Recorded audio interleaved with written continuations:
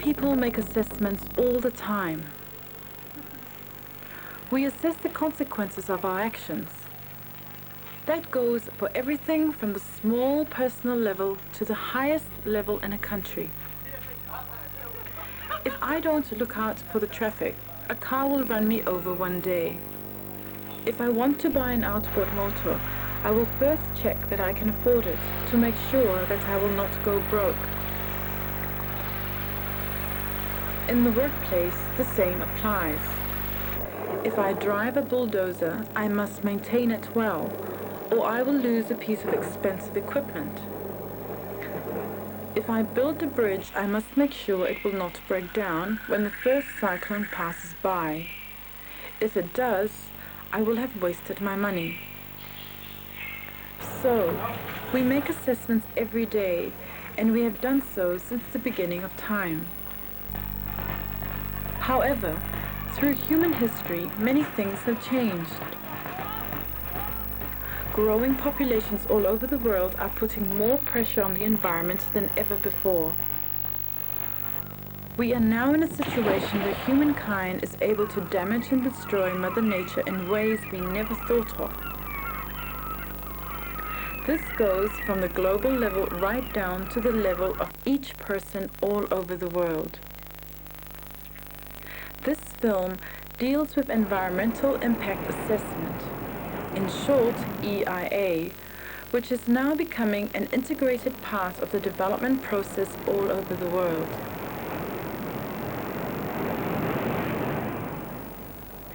EIA is an assessment just like any other assessment. EIA is the assessment of the impact that a development will have on the environment. There are famous examples of damage to the environment created because no EIA was ever done.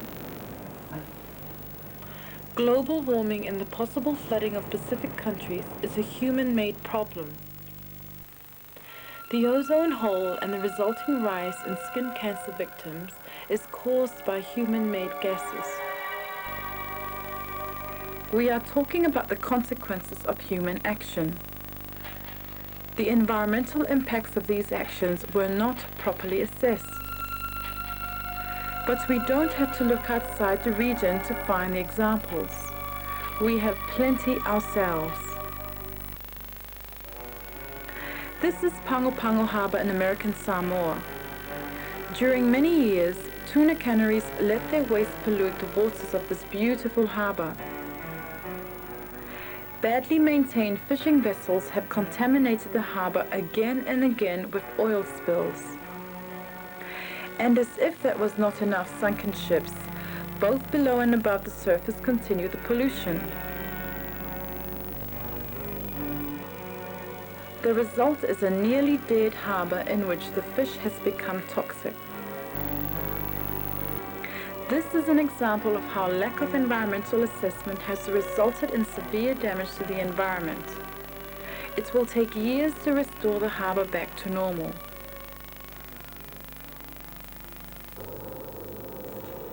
This is eroded hilltops in Fiji. Once covered by the forest, the hills are now exposed to rain, and the net result is that the good topsoil is washed away. When that has happened, nothing will ever grow again. Nobody assessed what would happen when the trees were cut down maybe a century ago, and while the profit was made back then, the price is being paid now. This is the Morova Lagoon in the Solomon Islands. Here, a tuna fishing company began fishing for bait some years ago. Many of the local people were against this, claiming customary rights of the lagoon. The fishing company went in anyway.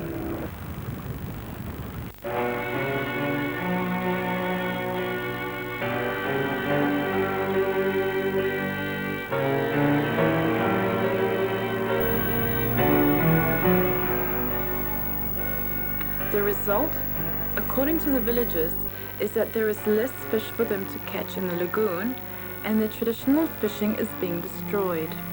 Due to the presence of the fishing company, we can now see that the supply of fish in the lagoon is going down, decreasing.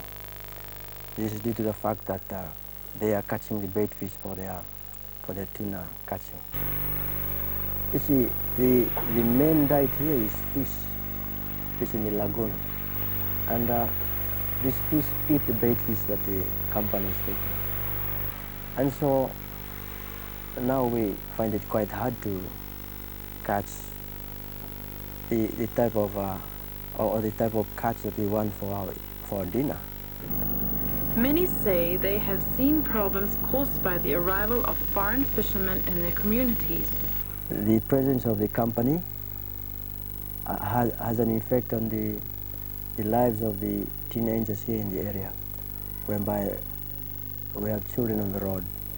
By that I mean that this issue of prostitution is increasing, whereby young people, especially ladies, girls, they sell their body for money or just tuna. No environmental impact assessment was conducted to find out how the bait fishing could affect traditional fishing in the lagoon. The fishing takes place without regard to its biological or social effects on the area. To avoid these and similar problems, it is now widely accepted that an EIA must be part of all development projects. Maybe the tourism industry understands better than anyone how important it is to keep the Pacific beautiful. Really, the whole key to a successful tourism destination like Fiji is that we are attracting people because of our environment. They're coming here to Fiji because most of them are coming from cities that are smog-ridden. They've got pollution problems with traffic and too much concrete and noise.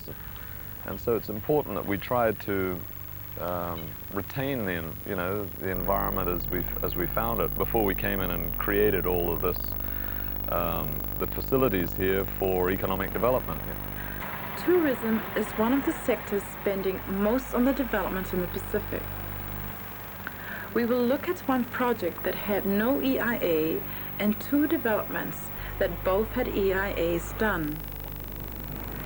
This is a resort at Fiji's Coral Coast. It was decided to build an artificial island and seawalls to create more beach area.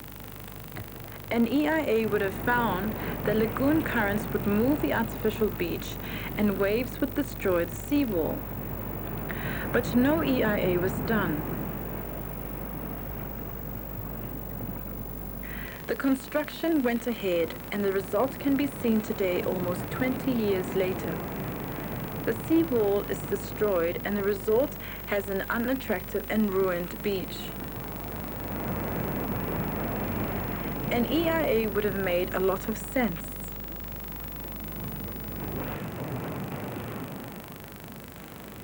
Only 20 miles offshore from the unfortunate resort with its deteriorating artificial environment lies Vatulele Island, where another tourist resort was developed.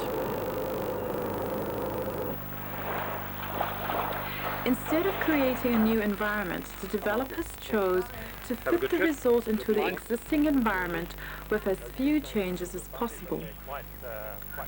We don't mess with the beach. We don't take any coral off it. We don't try when the storms come and take the sand out. We don't bring it back. It comes back by itself. We leave everything up to nature. Rather than going in and trying to use bulldozers, crawl all over the land, make it an easy building site, we hired 100 men from the local villages and we went through. And their instructions were to clear out the small bush, leave all native trees, and to chop nothing that was thicker than the wrist. This is our EIA, Environmental Impact Assessment.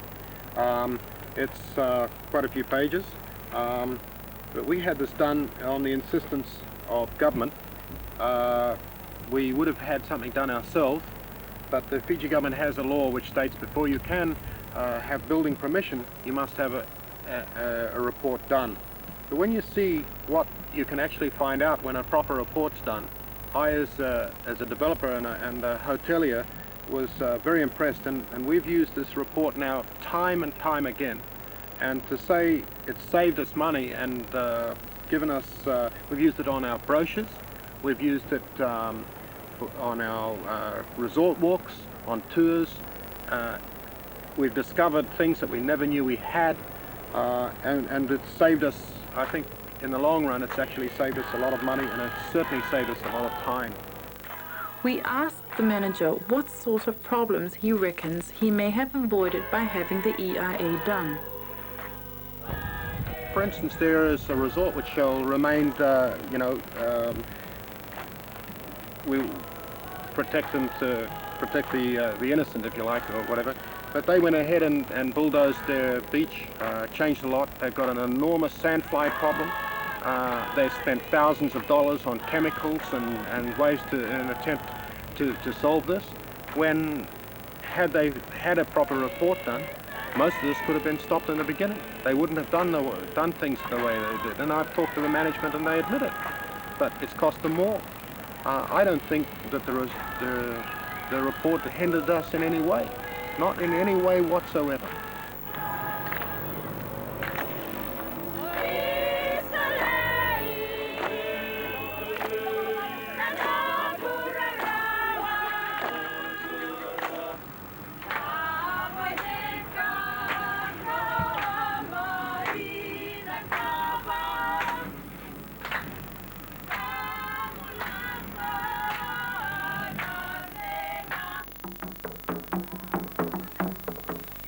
Denarau Island is the home of the Sheraton Fiji and the Regent, two major resorts in Fiji. This low island was chosen by foreign investors to be developed to a large resort with up to 5,000 tourists and 2,000 employees. The centerpiece is a large 18-hole golf course. The project in itself is enormous. Thousands of trees have been planted, and tens of thousands of tons of earth have been trucked into the island. In effect, the developers are creating a whole new environment. The EIA for the development project was a huge undertaking.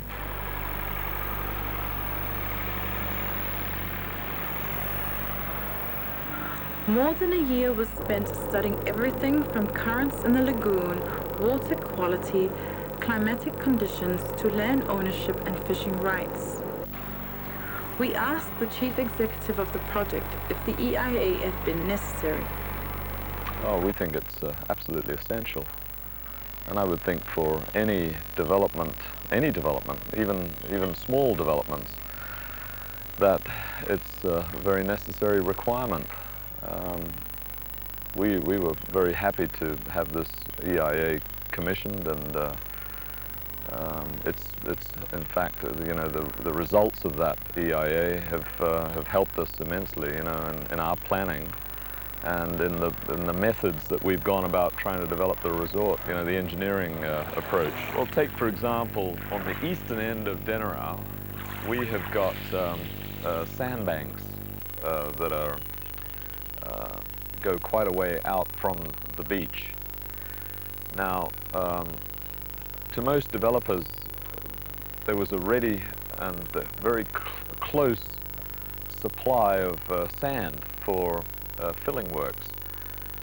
We could have applied for a dredging license from the state, and we would have created an area for more fishing and for more boating activity. We would have deepened the area. It would have been better for boats and things like that. But we found in conducting this assessment of the environment in the area, that if we were to do that, we would destabilize the beaches in front of the resort hotels. So there's a very obvious example of how, in doing this assessment, we were told how important those sandbanks are to stabilizing the rest of the island. And if we were to interfere with them in any way, either through dredging activity or whatever, that we would quite adversely affect, the beachfront areas in front of the hotels. Although the two tourist resorts are completely different, both had EIAs done and both had made good use of it. The EIA can clearly work as a tool for the developer who wishes to use it.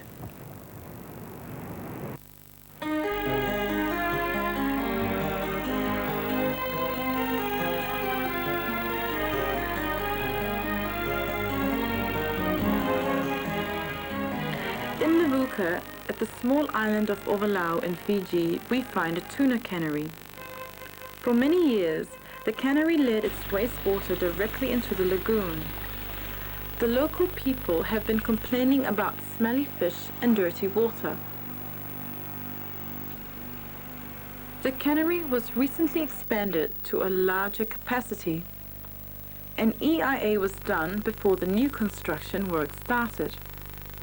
The key environmentally positive factor in the construction was that an outfall was going to be built from the plant all the way out to the reef, through the reef, and down the edge of the reef to 200 feet deep.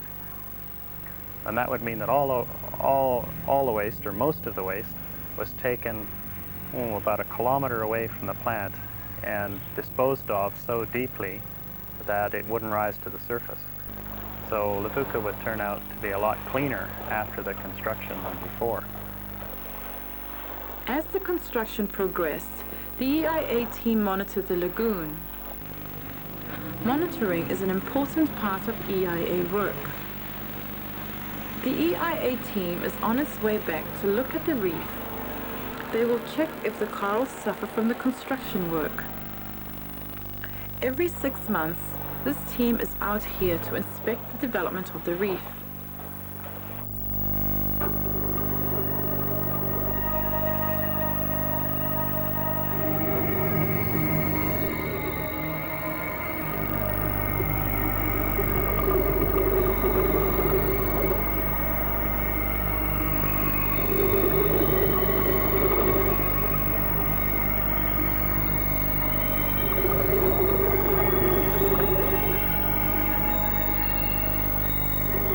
It is a simple process.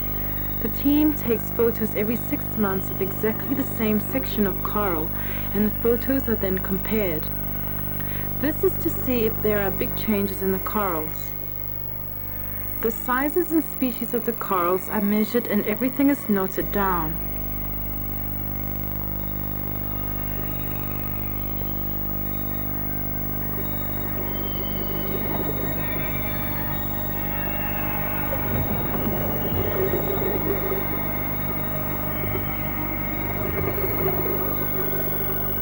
The team also takes water samples from the lagoon for analyzing in the lab.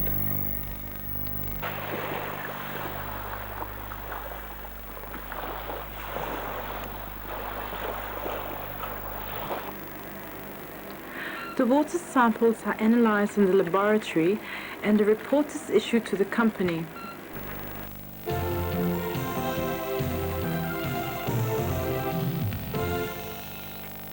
Let us look at an example of an EIA to see what is involved.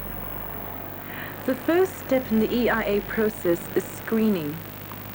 This is to decide if it is necessary to do an EIA at all. The developer goes to see the Department of Lands and Environment.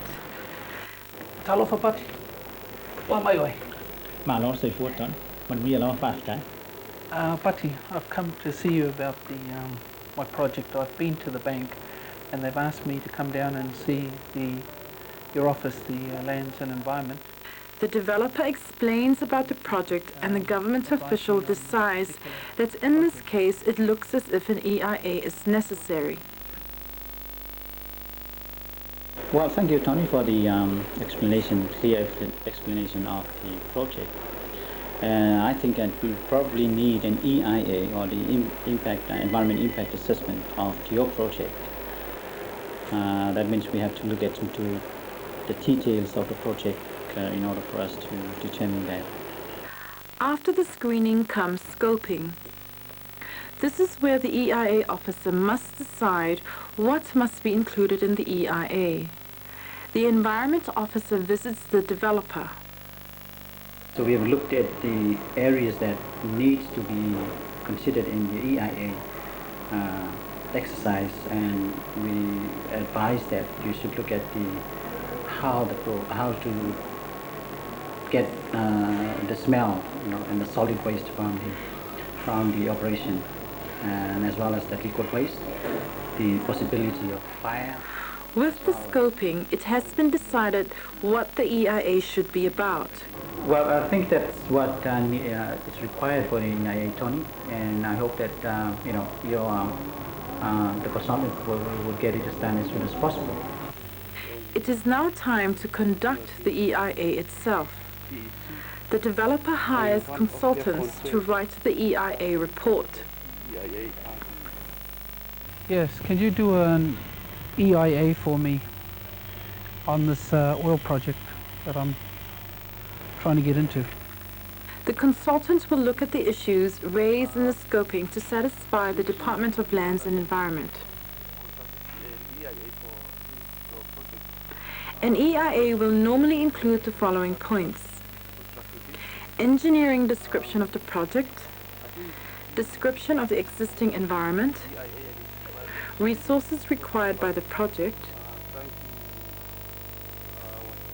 waste produced by the project, social effects, biological effects.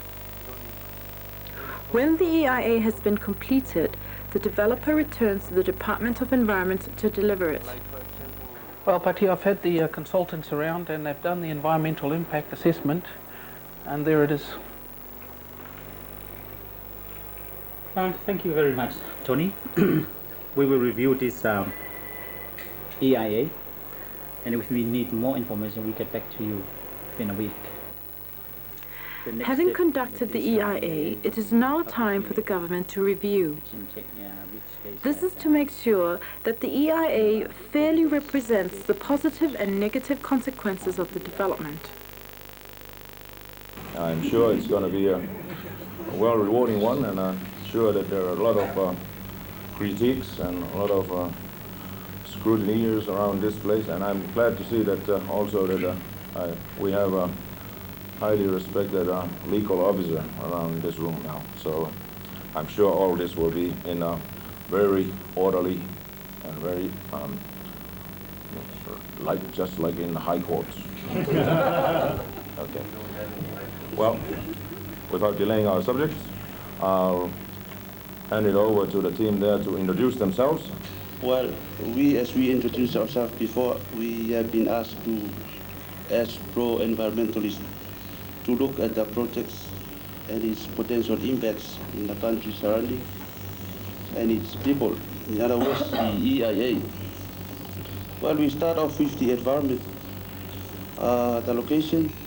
There's so many waste oil produced locally, and people produce it do not know where to dump it, so they just dump it everywhere. They dump it in the rivers, in the sea, you name it. And I see this project as a good way to minimize environmental impacts of dumping waste oil. So I fully support Tony's project, and I like to take this opportunity to wish him all the best in this project. Thank you. Having gone through the review process, the government official can make the decision. That tribunal will hope to receive within 2 weeks, and that's when we will release the license, the following. We need estimates of the fumes that will be leaving your chimney. We need estimates of the impurities in the water. By the way, we will be checking and we will be monitoring from now on the project. But please, we need those figures within 2 weeks. By then, we will grant you your license. Tony, looking at the EIA, there were some areas that need to be constructed, and you promised to do it. One is the bunk area. Is the bunk area? Yes, this is all the bunk area through here. To ensure that the developer honors the promises made in his EIA, following monitoring by Department of Lands and Environment is required. Scrubber tank. The scrubber tank is over here, and we've done everything to specifications. I hope you're happy with it. Monitoring has no meaning without an enforcement mechanism. The final stage in the EIA process is therefore providing the business license when all the terms and conditions have been met. So we now hand you or give you the business license for you to go ahead with the operation. Congratulations, and we wish you good luck on your operation. Thank you. Thank you very much. I really appreciate what your office has done for me. To sum it up, the EIA process includes the following points: screening, scoping, conducting the EIA, review of the EIA, decision, monitoring and enforcement.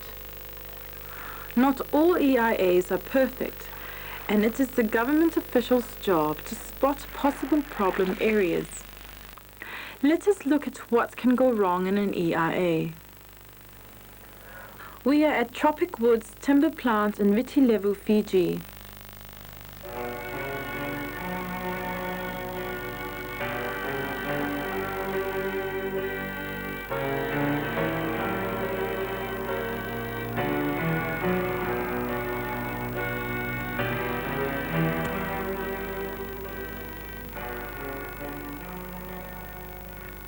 Everything you see here is sawdust and waste from this sawmill. When the EIA was done in 1984, they said there would be no wood waste from this plant. But there's 150,000 tons of it here, and another 25,000 tons added every year. So by the time the plant's finished, this sawdust is going to extend all the way down the valley. And most of the time it's on fire. Somebody made a pretty big mistake. 25,000 tons a year of waste wood that wasn't predicted. EIAs like that don't really serve management very well. Now they got a big problem. Not only does it take up a lot of space, it leaches into the water here. They've hired us from USP to come and take some samples, trying to show that the level of pollution isn't a problem. But if the EIA had been right, there wouldn't be this problem in the first place.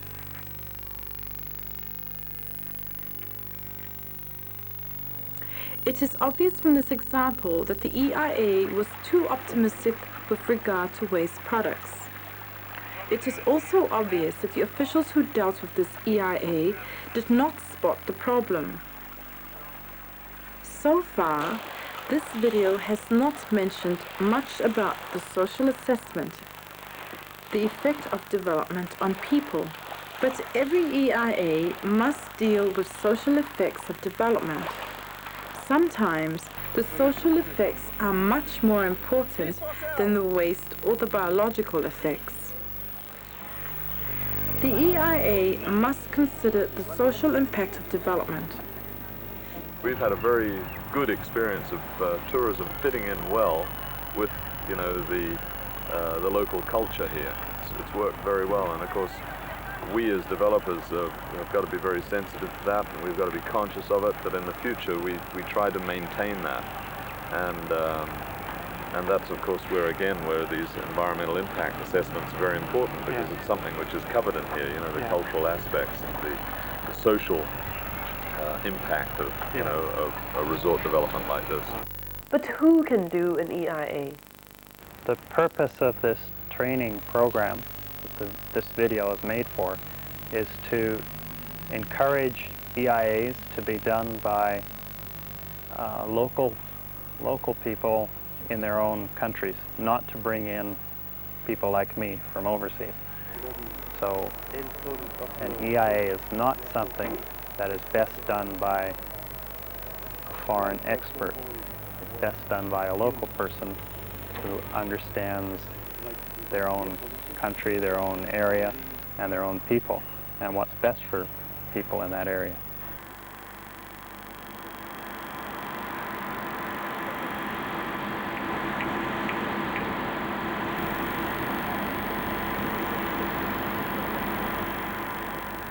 So often, the EIA is dealing with a simple project, and therefore simple problems with simple solutions. This power plant could be an example. It sits right in the middle of an island town. A terrible noise can be heard day and night all year round. The people who live beside it never hear the sounds from the lagoon behind.